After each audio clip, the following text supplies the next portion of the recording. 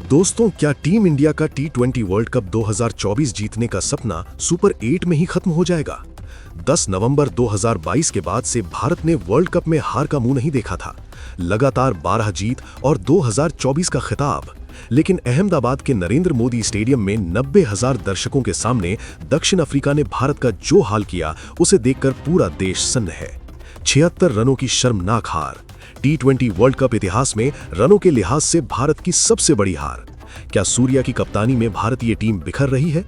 आज क्रिक बुक हिंदी पर हम उन 5 बड़ी गलतियों को डिकोड करेंगे जो भारत को वर्ल्ड कप से बाहर कर सकती हैं। सबसे बड़ी समस्या है हमारी ओपनिंग। आंकड़े देखिए, बीते 10 मैचों में भारत की पहली विकेट की साझेदारी क्या रही है? 18, 6, 0, 31 और पिछले 2 मैचों में तो खाता भी नहीं खुला।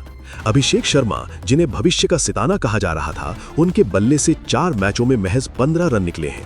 संजू सैमसन बाहर बैठे हैं, शुभमन गिल टीम में ही नहीं है और ईशान किशन की वापसी ने भी अब तक कोई जादू नहीं दिखाया है। अगर ओपनिंग में पावर प्ले में ही 2 विकेट गिर जाएंगे तो 188 जैसे लक्ष्य का पीछा करना नामुमकिन है। नंबर 3 पर तिलक वर्मा का फॉर्म अब गले की हड्डी बन गया है। दक्षिण अफ्रीका के खिलाफ वो सिर्फ 1 रन बनाकर चलते बने। हैरानी की बात यह है कि कप्तान सूर्या खुद भी संघर्ष कर रहे हैं। इस वर्ल्ड कप में उनका स्ट्राइक रेट गिरकर 127 पर आ गया है, जबकि उनका करियर स्ट्राइक रेट 162 का है। स्पिन के खिलाफ हमारी कमजोरी फिर उजागर हो गई जब केशव महाराज ने एक ही ओवर में 3 भारतीय बल्लेबाजों को पवेलियन भेज दिया।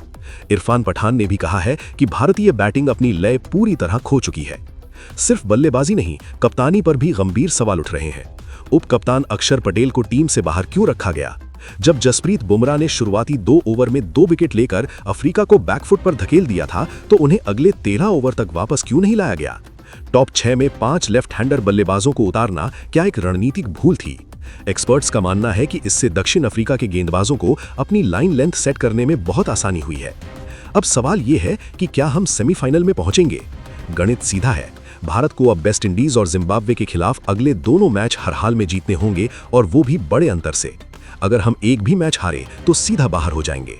हमें यह भी दुआ करनी होगी कि दक्षिण अफ्रीका भी अपने मैच जीते, ताकि नेट रन रेट का झमेला कम हो। क्या सूर्या की सेना वेस्ट इंडीज की चुनौती झेल पाएगी? अपनी राय कमेंट में जरूर दें और चैनल को सब्सक्राइब करें।